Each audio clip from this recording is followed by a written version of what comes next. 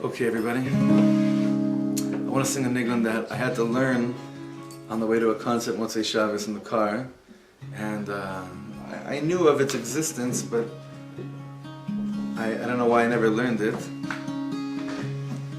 And it's taken over, like it's very weird. It's taken over my my tefillah, my davening, and I'm sure you know it.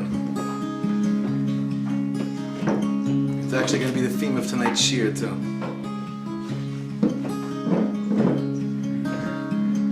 ואפילו בהסתרה שבתוך ההסתרה בוודאי גם שם נמצא השם יתברך ואפילו בהסתרה שבתוך ההסתרה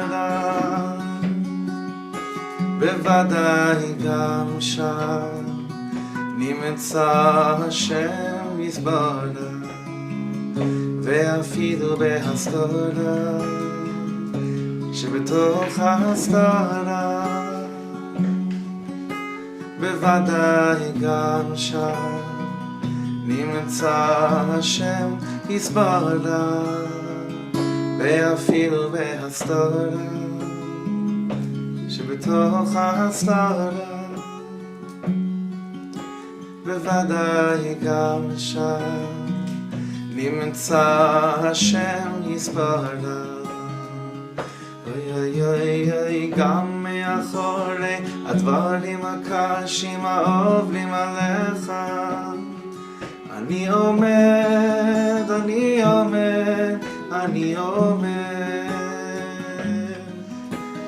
גם מאחורי הדברים הקשים עוברים עליך אני עומד, אני עומד, אני עומד אוי אוי אוי אוי גם מאחורי הדברים הקשים עוברים עליך אני עומד, אני עומד, אני עומד גם מאחורי הדברים הקשים העוברים עליך אני עומד, אני עומד, אני עומד. These words are attributed to Rabbi Nachman, where it says in the Torah, there's a pasuk that says that there's going to be a day that there's going to be a total hester panim. There's going to be a complete hiddenness. Everything's going to seem so hidden and clouded over. And that's ba'afilu behastara shebetoch ha'astara. Even in a hiddenness that's within a hiddenness. Bevadai, certainly Hashem is also certainly in there too. Gam me'achorei advarim hakashim ha'ovrim alecha. Behind all the hard things that are going through. Behind every hard thing that a person has to go through. Ani omed, God's standing right there.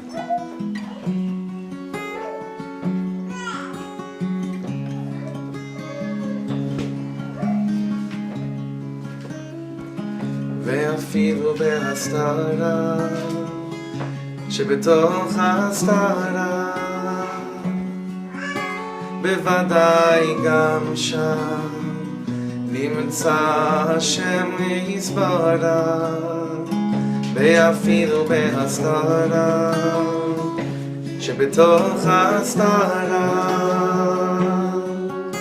בוודאי גם שם נמצא השם יתברך ואפילו בהסתרה שבתוך ההסתרה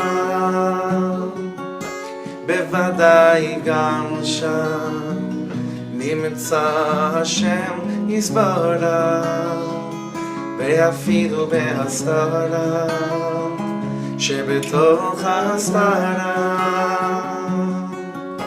בוודאי גם שם נמצא השם יתברך אוי אוי אוי אוי גם מאחורי הדברים הקשים העוברים עליך אני עומד, אני עומד, אני עומד גם מאחורי הדברים הקשים עוברים עליך. אני אומר, אני אומר, אני אומר, אוי אוי אוי אוי, גם מאחורי הדברים הקשים העוברים עליך. אני אומר, אני אומר, אני אומר, גם מאחורי הדברים הקשים העוברים עליך.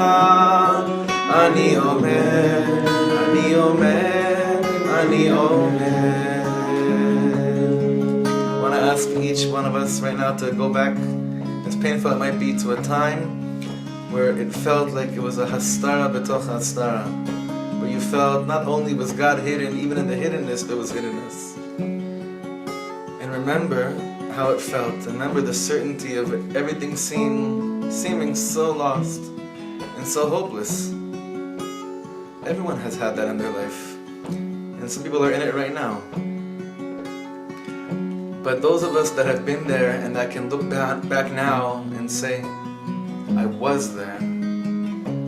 You gotta send koach to everyone in the world, that still, people that are still there.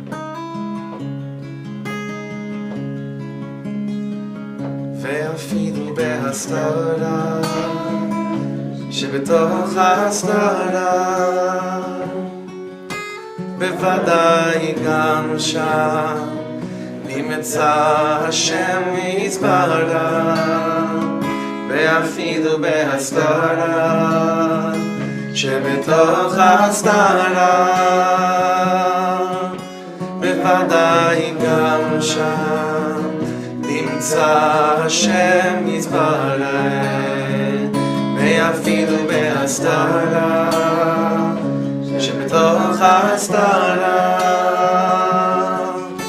בוודאי גם שם נמצא השם יתברך. ואפילו בהסתרה שבתוך ההסתרה בוודאי גם שם נמצא השם יתברך. אוי אוי אוי אוי, גם מאחורי הדברים הקשים עוברים עליך. אני עומד, אני עומד, אני עומד, גם מאחורי הדברים הקשים עוברים עליך. אני עומד, אני עומד, אני עומד. Da da da la la na na na na na na na na na na na da da da da da da da da da da da na na na na na da da da da da da da da גם מאחורי הדברים הקשים עוברים עליך. אני עומד, אני עומד, אני עומד, גם מאחורי הדברים הקשים עוברים עליך. אני עומד, אני עומד, אני עומד.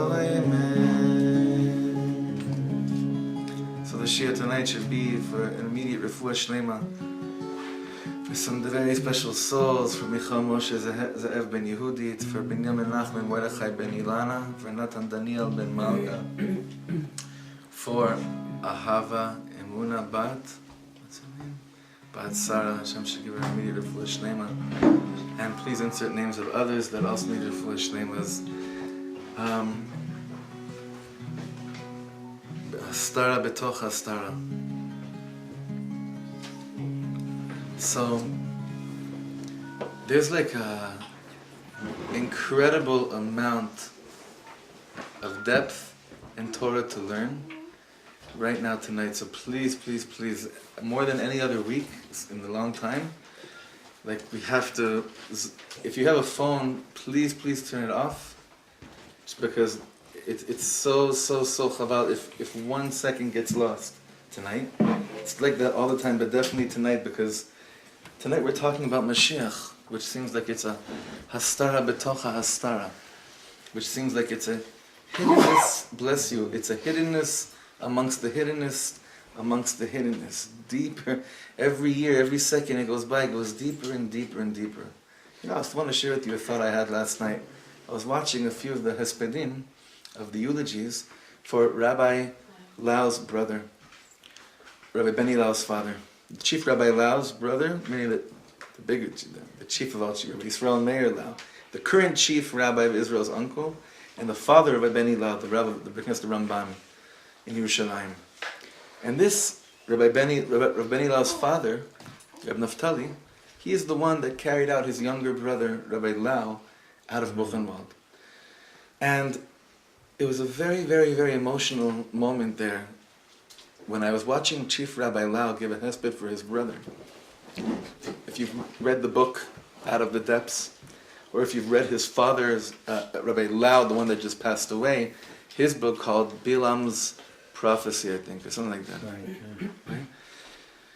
Right? I can't believe that Mashiach came before this Yidla died. Mashiach didn't come before this Yidla died. I just can't believe it.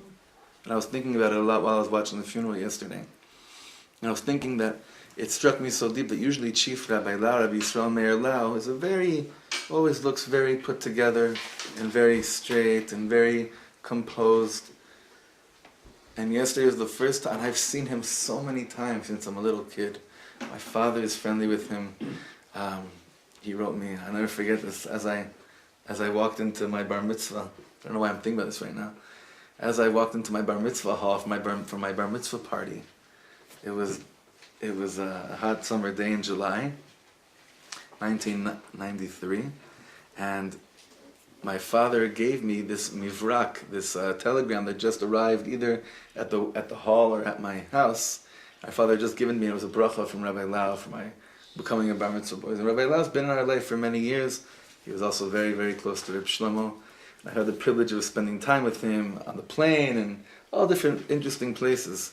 Always very composed, to see him crying over his brother last night, it shook me so much for some reason. It really got to me. So it seems, on the one hand, that we're trained to always feel that things are getting better. But if things don't feel like they're getting better, we're supposed to not say anything, because if you talk about that, that means that you're giving in to the other side. But let's be real. Does it feel that not that things are really working out and people and world opinion, everything, does it feel like people are going and that things are mamish happening? So we had a few, there hasn't been a stabbing in the last 12 hours that I know of, so everyone's like, oh, okay, we're doing good, right? But there is there's a Rav that said, you're not allowed to sing this song we just sang right now. That just shows how crazy things are, because he said, there is no Hester Panim, it's clear that the Geula is taking place. So you can't sing a song that there's a hiddenness in the world, because there is no hiddenness.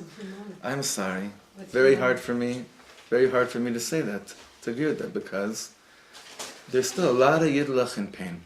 Now, tonight, what we're going to be doing is to absolutely attach ourselves to the Parsha, but in a way that we could really be real with our feelings and real with our emotions.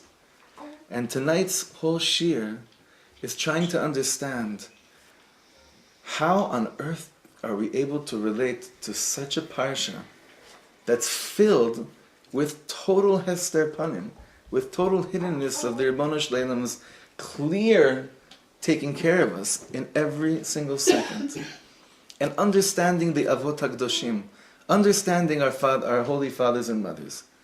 How could it be that one father favors one son amongst the others? Then how could it be that Yosef HaTzadik, who's such a tzaddik, speaks Lashon Hara about his brothers? And then how could it be that the brothers want to kill Yosef HaTzadik if they're so holy? And then how could it be that Yehuda ends up doing what he does with Tamar? And then how could it be that Yosef HaTzadik has the whole thing with Potiphar's wife? There is so much in this parsha that's totally whack, totally upside down, and we're not going to dodge it. We're not going to dodge it this year.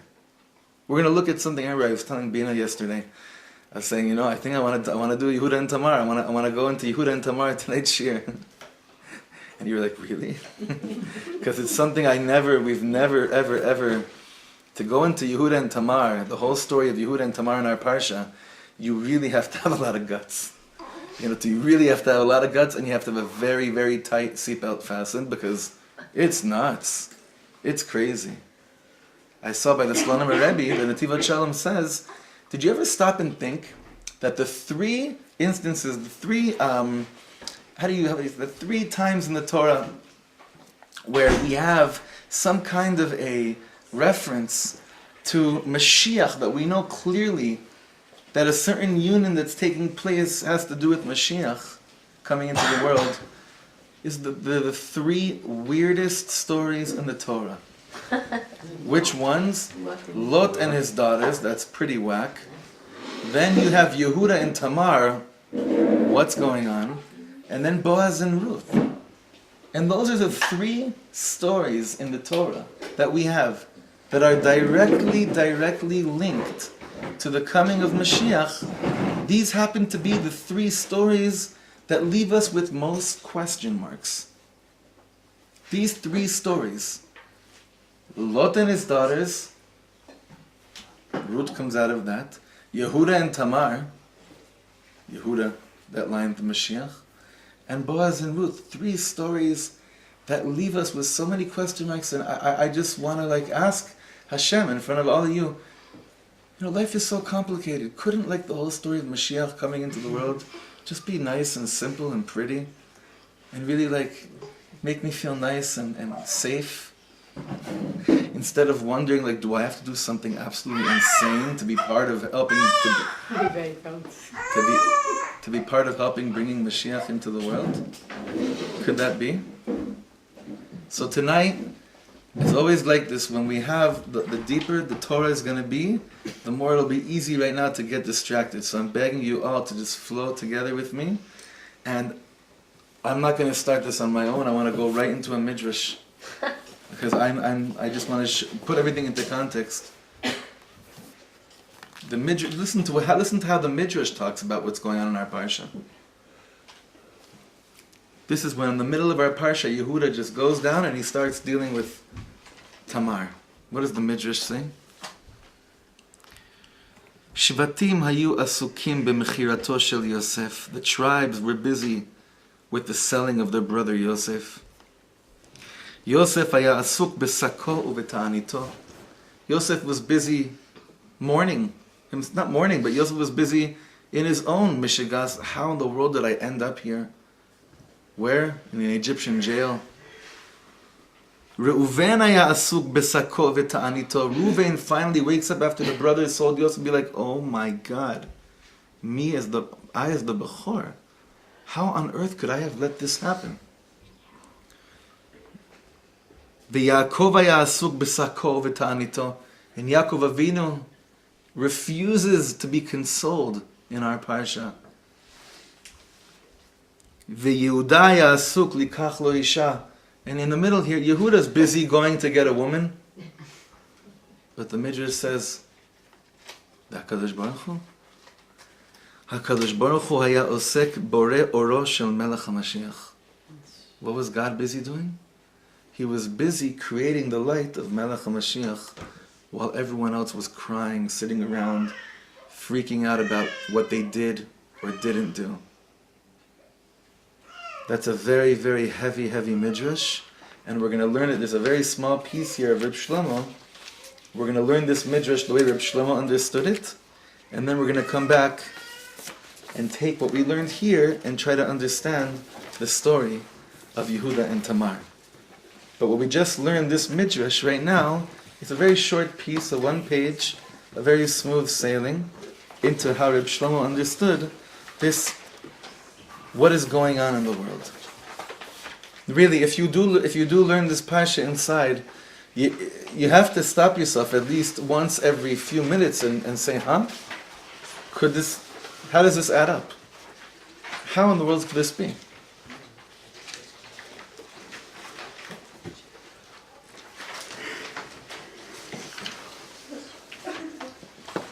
Now, like Rabbi Shlomo said about many, many, many stories in the Torah, that we always had, like I always say, like we always had the little Midrash says version of understanding, like how the stories happened. Here, I'll do it. It's okay.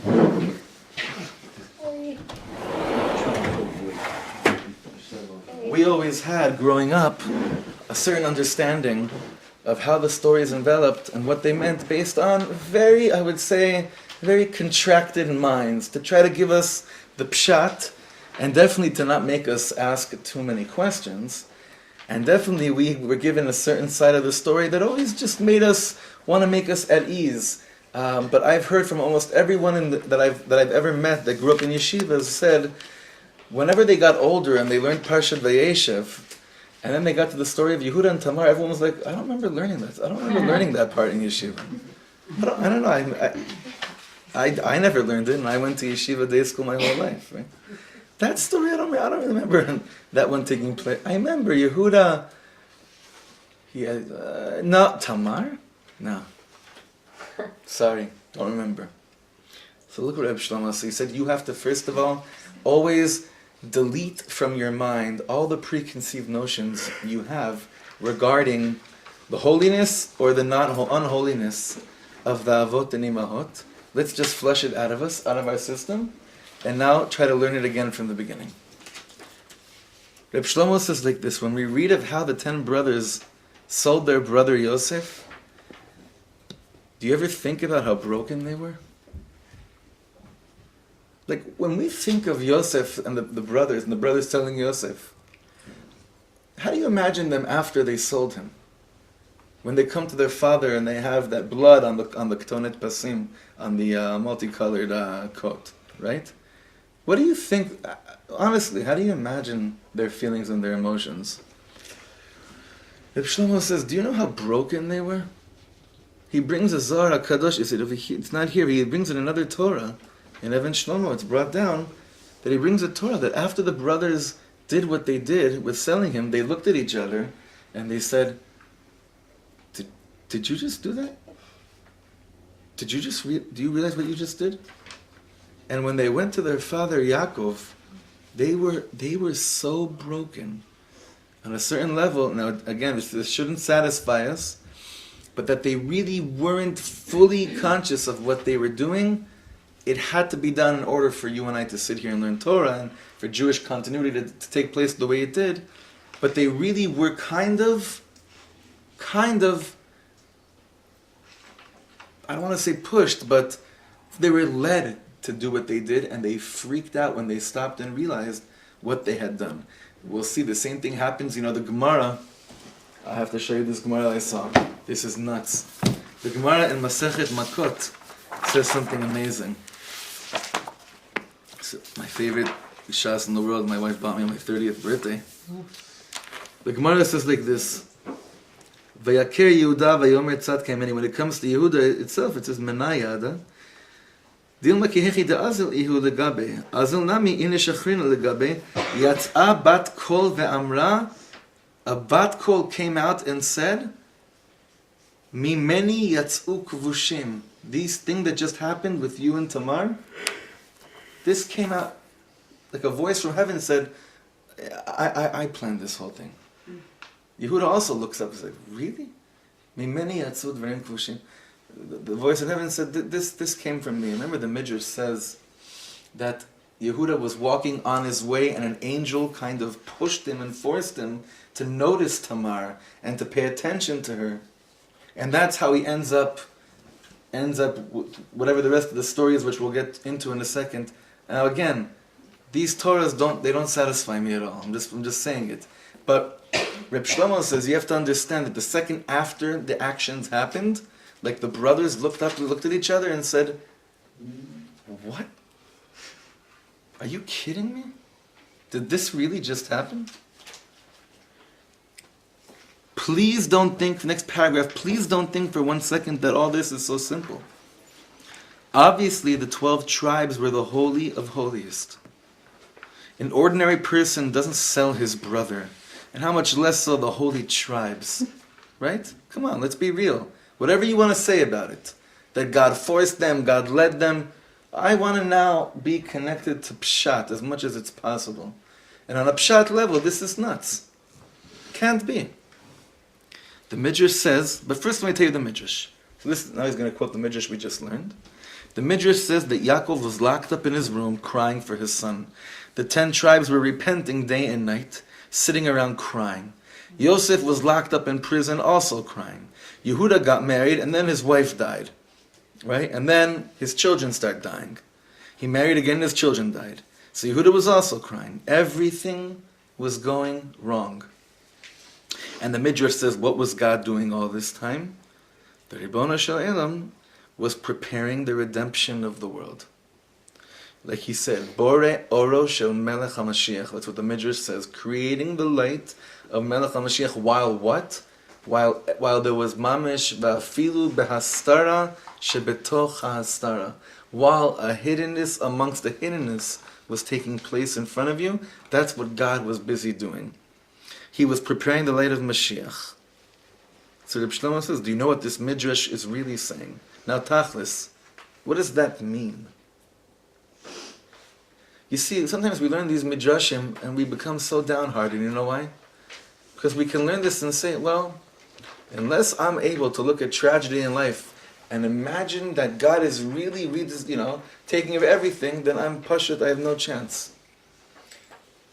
But what Rabbi Shlomo does is he takes these very lofty, very high concepts and he really gives it to you in a way that you can now say, this I could really shtim with, like we say in yeshivish terms. Shtim means, I don't know how you say shtim.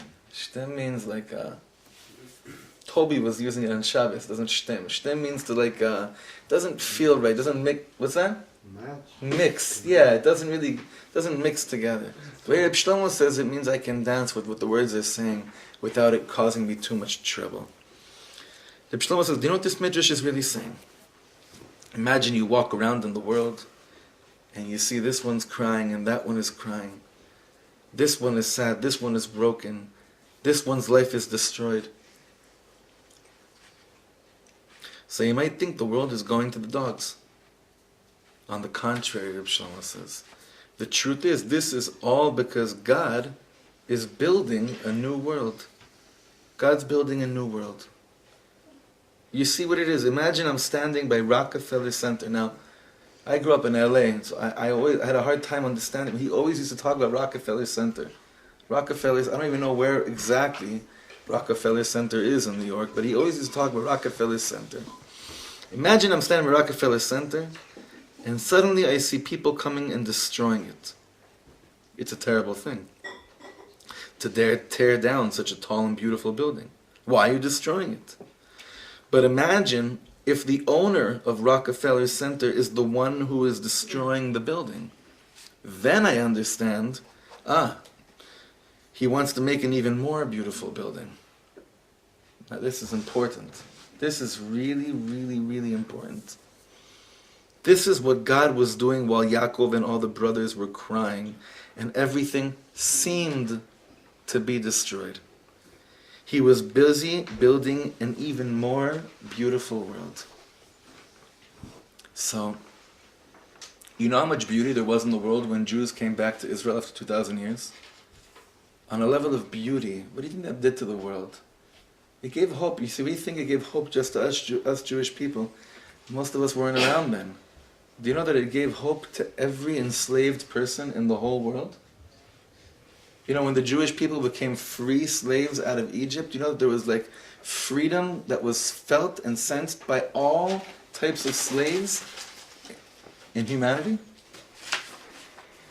So imagine the amount of beauty that existed in the world when a nation returns home after 2,000 years. And I'm always stuck in that problem that I have of, okay, God, I get everything. I even Not that I get, chas v'shalom, all the pain that everyone went through, but I do get that if there's a beautiful, happy ending that everyone comes home after 2,000 years of galus, then I get why everything had to happen like that. But since 1948, I can't understand anything. Not that I understood 1939 to 1945, yeah? But because 1948 existed, I can somewhat see that. I grew up in LA, Hollywood. I understand this is the, the credits are coming. 1947, 48, the credits should be coming down and saying, and long, they lived happily ever after. But wait a second. Va'afilu behastara shebetoch hastara.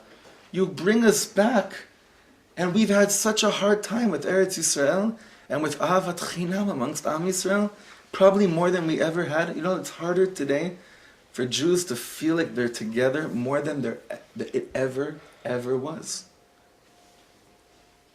More than it ever was. Va'afilu behastara shebetoch hastara.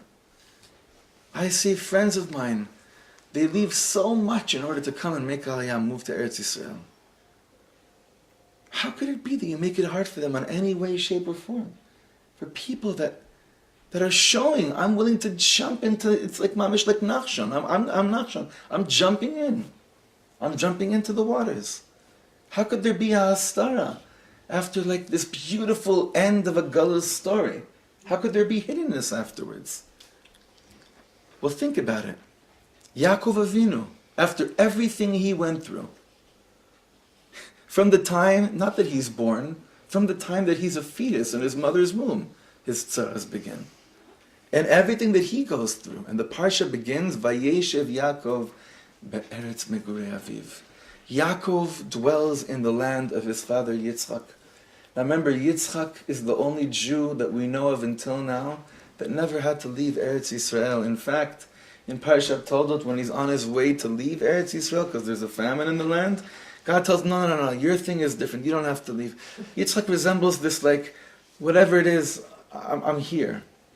Yaakov is reaching this place of, I've been through a lot, the love of his life dies this last Parsha, Rachel passes away, his Meineket Dvorah dies in this last Parsha too. We had a whole thing on Shabbos about who Dvorah was. Yaakov Avinu has seen it all. By being haunted by his brother, and now everything he went through doesn't compare to what he's about to go through. The beginning of this Parsha is 1947, 1948. Because Yaakov's life was Mamish HaShoah. And this now, finally they're together, they're back together, family's going on. And what happened since the beginning of this Parsha? Utmost craziness. Rav Lau's brother said, Rav Lau said in the Hesped, that his brother, I think the brother said to him, we have to go and make it to Eretz Yisrael. That's what kept them. He said a beautiful thing. He said that when he didn't know any Hebrew, but his older brother, when they were escaping from the Germans, his older brother told him 2 words to repeat and to memorize. What were the 2 words? He taught him, he said, say, in Polish probably. He said to him, say, Eretz Yisrael. Say those 2 words. Eretz Yisrael. And Rav Lau asked his brother, what's the... He says, Eretz Yisrael, that's the place where they don't kill Jews. Whoa. That's what he said. Vayeshev Yaakov be'eretz megurei aviv be'eretz Canaan. I think I'm cool. I think I went through enough. Welcome to total Hester Panim. Welcome to the Mishigas of Mishigas, where Jews get arrested by Jews by davening in the Makom of Mikdash. Enough said. You don't have to say anything else after that line about the Hester Panim. That Jews get arrested by Jews when they daven close to the place where Beis HaMikdash stood. We're not fully back yet, at all. So, I have to realize now that this was not a preparation to find your own hole to climb into right now. This is lahefech. Because as much as this is all hidden, and as much as there was a ray of hope in 1948, a hope which never existed before, that's nothing compared to this new world that God has been rebuilding for the last 50, 60 years. Every single episode in Tkufa in our history that's filled with darkness and bilbul, you run back to this midrash that says this person's dealing with that mourning, this person's trying to understand this confusion, that person's crying over his loss, and this person is wondering, will I ever come out of the darkness? And what's God busy doing? Osek be'oro shel melech HaMashiach. God is now paving another light, another new way which never existed before for you and I to connect to the concept called Mashiach. Because whatever our hopes were, however we related to the concept of Geula until now, is nothing compared to what's being prepared right now for you and I to connect to the concept of the Geula. That's what's going on. This Parsha is still taking place. This Midrash is still taking place. So, I said before that we're going to do the craziness of going into trying to understand Yehuda and Tamar. That whole story, well, there's no way that we could ever understand this story based on Pshat. We'll never, you need to throw in 15 midrashes and 20 Zohar Kadishes about every 3 words in the psukim that deal with the story of Yehuda and Tamar, if you want it to make any type of sense in your life. Okay? The whole story is crazy. Bekitzer, bekitzer, bekitzer. Yehuda goes down, he marries a woman, her name is Bat Shua. We don't even know what her name is. We know she's the daughter of Shua. We don't even know her name. They have 3 boys. He has 2 boys. Another boy, they're up to no good.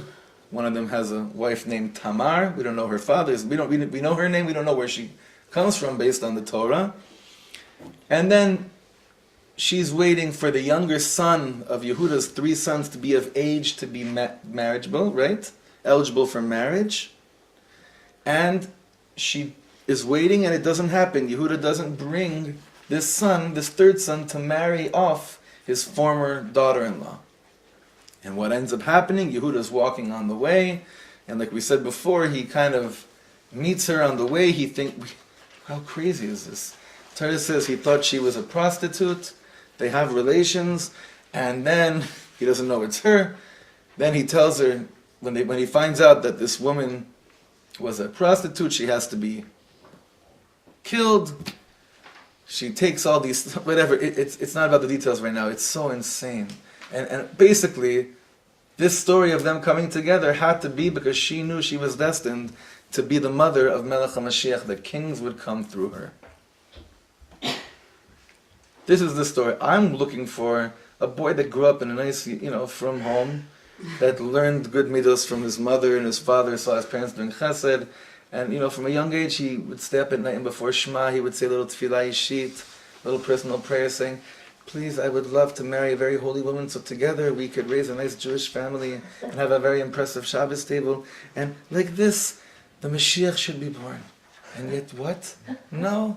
Our Mashiach comes from a father and the daughter while the father is drunk having relations. Lot and his daughter, who then have Moab.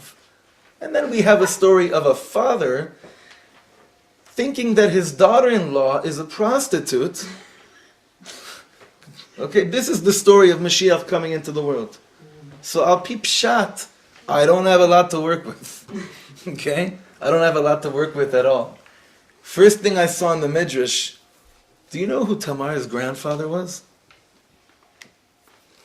This is gonna, if you don't know, this is nuts. Tamar's grandfather. She comes from Noach. From Shem. Wow. Now, who was Shem? Who do we know? Who else do we know about? What other name does Shem have in the Torah? Melchizedek, Melech Shalem, the king of Yerushalayim. She's the daughter of the king of Yerushalayim. She's the daughter of a Kohen. V'hu Kohen lek El Elyon. So now it's like, oh, why didn't the Torah say Tamar bat so and so? We would have had a much easier time understanding why a person like this would feel so determined to be the mother of Mashiach. So the tzaddikim say, because she didn't put any of what she thinks she's destined to be based on where she came from. She wanted to perfect herself regardless of her yichus. That's first of all. But That's still not pshat. So I've been thinking for a few days, how do we really get to the bottom of this story of understanding God creating the light of Melech HaMashiach through the story of Yehuda and Tamar? We need some help to really understand this. So right now, for the rest of the year, for the little time we have, we're going to be doing something very different. And we're actually not going to be learning pshat at all. We're going to be seeing based on a sefer that saved my life. You know, Bat Ayin is not just the name of a beautiful yeshuv. The Bat Ayin, the Heilige Bat Ayin, was a big, big tzaddik. The Bas Ayin, if not Bat Ayin. He's a Hasidic Rebbe, so it's not Bat Ayin, it's Bas Ayin, right? Like you don't go to Tzfat, you go to Tzfas, which is where he's from. He spent the last 10 years of his life in Tzfat. He was a Talmud of Reb Levi Yitzchak Berditchever. He ended up getting to Tzfat, and it said about him, I think his name is Reb Avram Dov of Averich. Is that his last name? His words was last big nachon. And they say about him that those who stood around him, that kept close to him, during the earthquake, that crazy earthquake in Tzfat, were actually saved. So we're dealing with a heavy hitter. Okay, mamash a heavy hitter. And the Bat Ayin says, you want to understand in a Hasidic way how God was busy dealing with the light of Melech HaMashiach through the story of Yehuda and Tamar? He says it's not so simple, but take a look at this.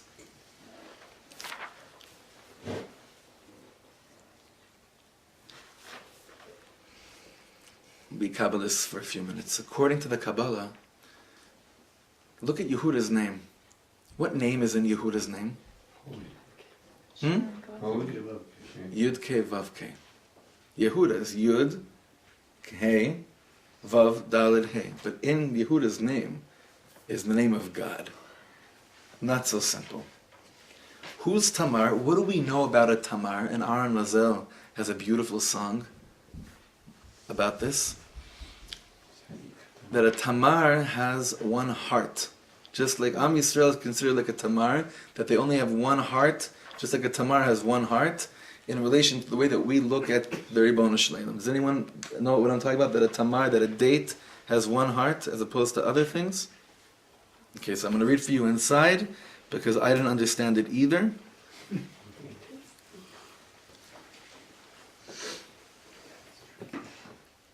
Very, very trippy stuff. Very trippy stuff. 1 second.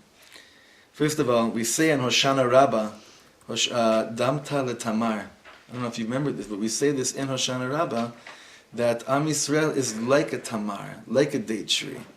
Aaron Razel, how does this song go? Ein lahem matamar. Here, I'll just read it inside. Sorry about this. It's worth it. It's worth the wait.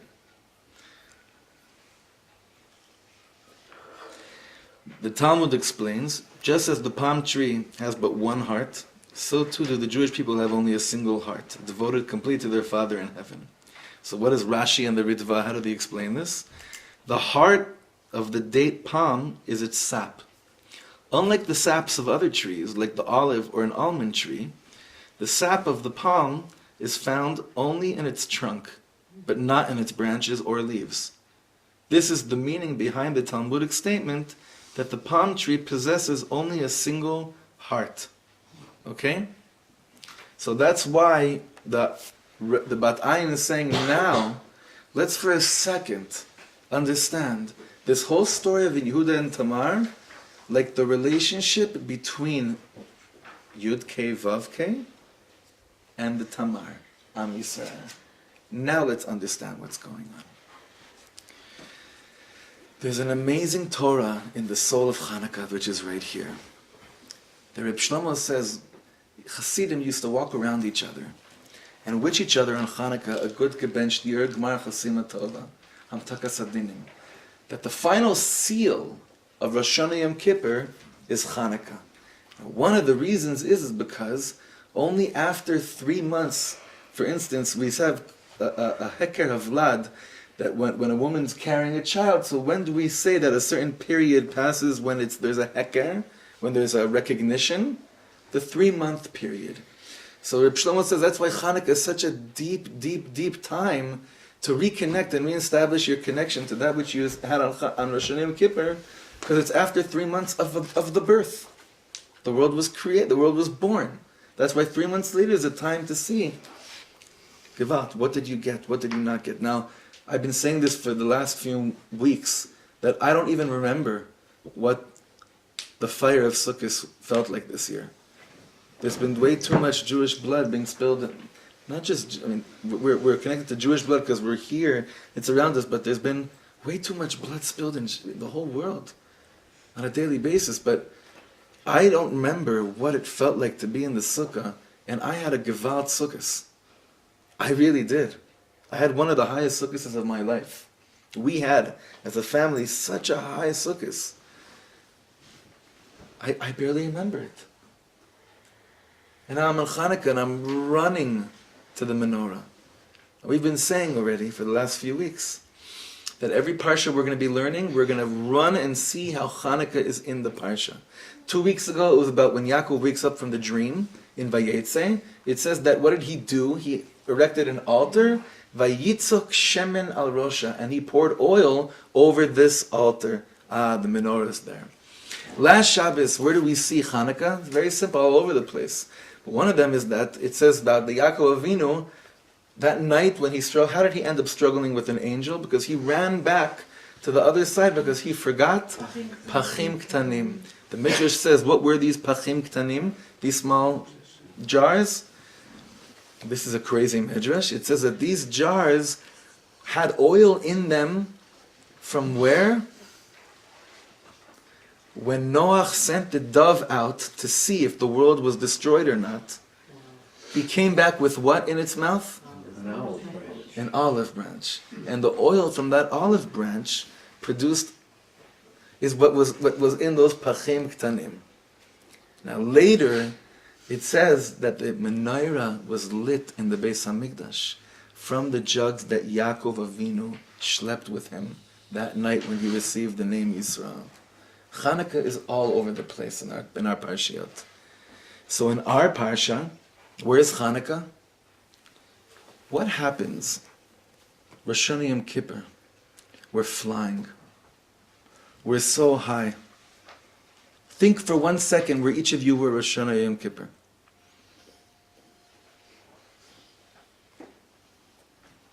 Just take a second. Rosh Hashanah, I'm not asking you to go back into the inner child and do, we're not going a whole psychological analysis. Let's think about Rosh Hashanah. Where were you? Think of one moment, Rosh Hashanah Yom Kippur. What was going on in your life? What was happening? There was something going on. Now I know we're not supposed to hold on every second. It's very hard to feel like you hear the blowing of the shofar every second. And if you're not still hearing the shofar, it means you're not connected. Obviously, it's not what it's about. 3 months have passed after something happened to us, right? And according to Hasidim, this is right now the end to see if we're going to be sealed in the book of life or not. During this last end of 3 months, to see if there's life in this or there wasn't life in this. Because 3 months ago, there was a possibility to become impregnated by Dveikus with the Ribono Shel Olam. When does Yehuda find out about Tamar? Torah says 3 months after she got pregnant. And what does he tell when he thinks that it's just a harlot, like our scroll says, nicer word for prostitute, I guess, I don't know. When he thinks that it's just a zona, then what does he say about this woman? Burn her. Take her out and burn her. What are the ministering angels telling God? Telling Yehuda? That Tamar, Am Yisrael, got impregnated by all the shtus and avodah zara that they've picked up in the last 3 months. That they've picked up, they thought they were high, things were happening, everything was gewalt, but really after a few months, they saw nothing was happening. And they became impregnated with something, because they're like a zonah, they're like a prostitute, that they're completely mafkir themselves to everything but kedusha. And what does Tamar say? Am Yisrael say, right before it's prosecuted to death?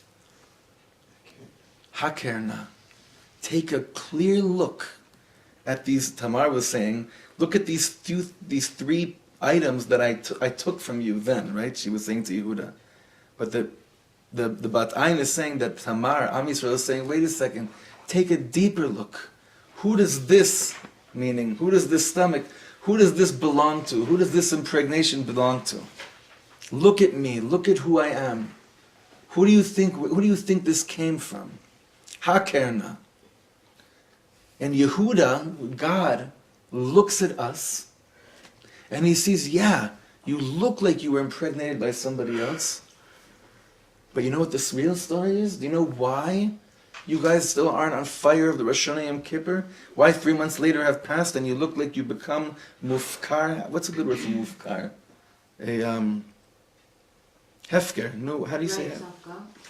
Yeah, but hefker means yeah. Up for grabs. Hefker. Why do you look like this? What does Yehuda say to Tamar? Tzadka mimeni. She's right. This situation that I see, Yehuda says, Tzadka mimeni. This is from me. The situation that she looks like a harlot that got impregnated on the way is from me. God says this, the fact that they're not still on fire, this you have to have mamish, holy chutzpah to say such a thing. The Bas Ayin says that God, so to speak, is saying to us, if we look like we're far from Him after 3 months, and that we're impregnated by an outer force that's not holy, mimeni, it's my fault. You know why? The Torah says, because Yehuda says, because I didn't bring the third son. What was his name? Shelah, right? But Ayin says, how does the Torah refer to Mashiach? Ad yavo doni im el Shiloh. That Hashem is saying, of course they're going to be like this. They're working and trying so hard to understand how to find me in such hiddenness. These months of winter, after they felt so close to me. It's my fault because I haven't sent them Mashiach yet. Of course it's going to look like we're impregnated by other things. Because God says, Tzadka mimeni. They're right. And it's because of me that they look like this. So Rabbi Shlomo stood up on his last Hoshana Rabbah in the world 3 weeks before he died. And he said something which could seem like total chutzpah. But I think it's the holiest chutzpah in the world. He said, you know, when a parent receives a call from a neighbor and says, you know, I saw your children. God, what horrible manners they have. The way they were acting on the street, the way they were talking to other people, the way they dressed, the way they looked. What does like a low-life parent say? Oh, thank you so God for telling me. I'm definitely going to tell my children to get their acts together. What does a real Abba or mama say? They said, oh, I'm so sorry. I didn't give it over to them good enough. It's not their fault. So Rabbi Shlomo says, do you know when the prosecutors in Shamayim come up to God to prosecute Am Yisrael, you think God says, you're right, look at them? The God that we believe in says, I didn't give them the Torah sweet enough. I didn't give them the Torah deep enough. What was happening over here in this story that Bat Ayin is saying about Yehuda and Tamar is the same thing. That when Yehuda, who's Yud-Kei Vav-Kei, God, is told that Tamar, Am Yisrael, becomes pregnant from someone foreign and not pregnant from the Torah, what does God say? It's my fault. Because they've been waiting after 6 million Jews were in the gas chambers, and after Jews get axes in their backs while they daven Shmona Esrei, what do I expect? That they'll still feel that they're loved, chosen, and everything's in the right way? Tzadka mimeni. This confusion that we're in, this vafidu hastara betoch hastara, this is my doing. So if a Yidla is still willing to stand there and say, Gam me'achorei hadvarim hakashim ha'ovrim alecha, ani omed, that a Jew could say, even through all these crazy things that a Yid has to go through, ani omed, God is standing there. Can you imagine what kind of concept of Mashiach is being created in the world? million, billion times deeper than whatever Mashiach meant before anything that's going on right now. Back to the Midrash. This person's crying over this loved one that he lost. That family's crying over the divorce in that family. This person's crying over an illness, and not a day has passed. In God knows how long, we haven't gotten calls of illnesses and divorces. Hashem Yishmor. Gam me'achorei, even behind all these things, a Yidla can say, oh yeah, Ani Omed. Not just Ani Omed, that God is saying, I'm standing. That a Yidla says, Gam me'achorei advarim hakashim ha'ovrim alecha. Even though we're going through all these horrible things, look at me. Yeah, it's hard to hold on to the fire of Rosh Hashanah Yom Kippur. It's hard to hold on to the love of 1948, feeling like I'm coming back to Israel after 2,000 years. Yeah, it's really hard to feel like we came back to the Kotel, to Beis HaMikdash in 1967, when a Jew can't daven in Makom HaMikdash. But guess what? Ani Omed. Whether I feel holy, not holy, I'm still here. And that should be enough. That should be enough. So last Shabbos, when Yaakov Avinu, 2 weeks ago, two Parshiot ago, when Yaakov Avinu goes out to his journey, and it says he makes a neder with God, right? If God, you're with me, and you hold me, and you take care of me, what's the promise that Yaakov Avinu says in the middle of that neder? He says, if you mamish take care of me while I go through this wilderness, he says, V'shafti b'shalom el beit avi, that I'll come back in peace to my father's house. So this doesn't just mean that making a promise to you, everything will be fine with me. It means that no matter how low or how far or how close I feel to you, Rabbi Shlomo says, one neder a Jew comes to shul, back to shul on Yom Kippur with. I don't know how holy I've been this year. I don't know how much Lashon Hara I spoke. I don't know how much Lashon Hara I didn't speak. I don't know how much Torah I learned. I don't know how much closer I got to keeping Shabbos. But there's one thing I can tell you when I come back to shul on Yom Kippur, even if I come back once a year. I'm back. I'm here. You want to look at the details? You can look at the details. There's one thing I know. I had every reason in the world not to come back here. And I'm here. God says, all the hard stuff you're going through, I'm standing creating the light of Melech HaMashiach right now. It's me tearing down the building. Because as much as that building looked beautiful to you before, you don't even realize what Yerushalayim is about to look like. You don't even realize what the whole world is going to look like. You have no idea what it's like. And that's the light of the menorah. This is the light of Hanukkah. Because through the lens of the menorah, everything looks beautiful. And every child begins to dream again, and everything we ever hoped for, you daven your heart out by the light of the menorah. And Dafka, the Hastara Shebetoch Hastara is mamish this week of Hanukkah when it gets darker than ever, physically, right? But that's what it's all about, and we're all in this together. And this midrash should give us so much koach, so much chozek, that when you look around and all you can see is people crying, all you can see is people wondering, is this really going to happen? HaKadosh Baruch Hu omed ve'osek be'oro shel melech HaMashiach. God is just making the concept of Mashiach that much more beautiful and that much more closer to us in our life. So let's just sing it the way we sang the beginning. One more time. ואפילו בהסתרה שבתוך ההסתרה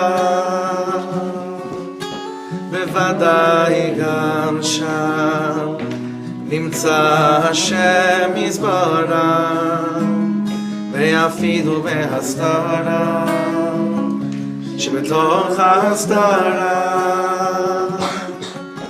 בוודאי גם שם נמצא השם יזברה ואפילו בהסתרה שבתוך ההסתרה בוודאי גם שם נמצא השם יזברך, ואפילו בהסתרה שבתוך ההסתרה, בוודאי גם שם נמצא השם יזברך.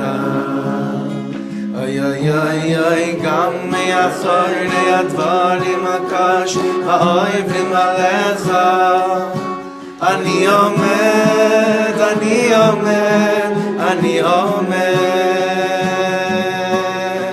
גם מאחורי הדברים הקש האויבים עליך אני עומד, אני עומד, אני עומד. אוי אוי אוי אוי, גם מאחורי הדברים הקש האויבים עליך אני עומד, אני עומד, אני עומד.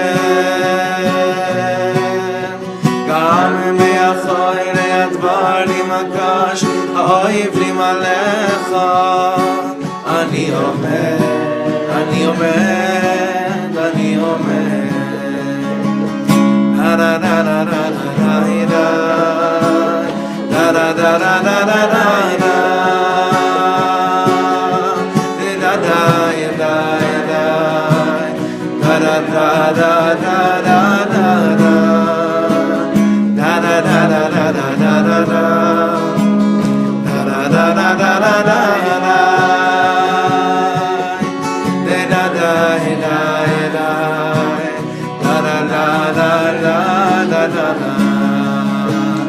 ואפילו בהסתרה שבתוך ההסתרה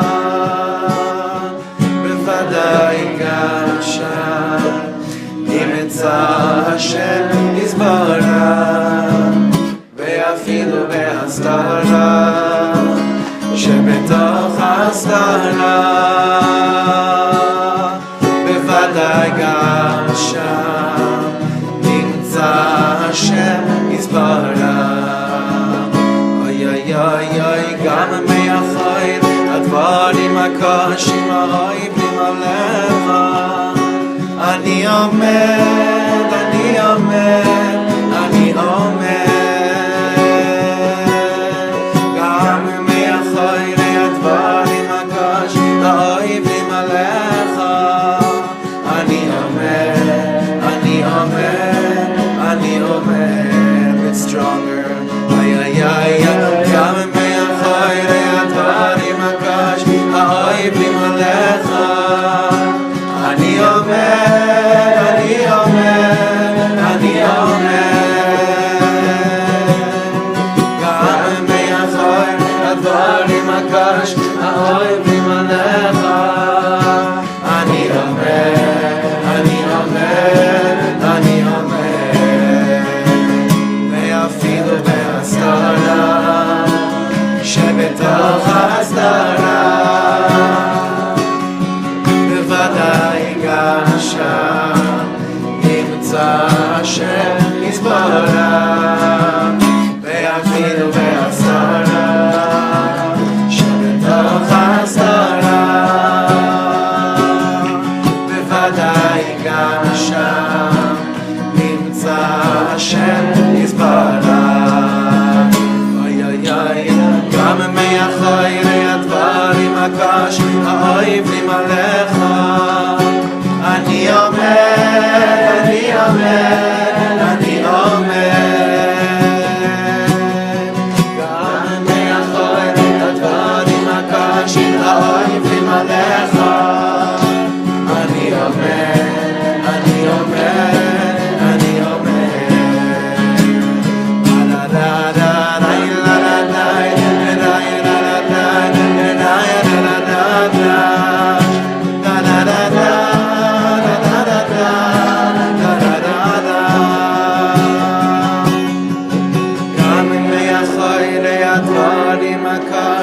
האויבים עליך אני עומד, אני עומד,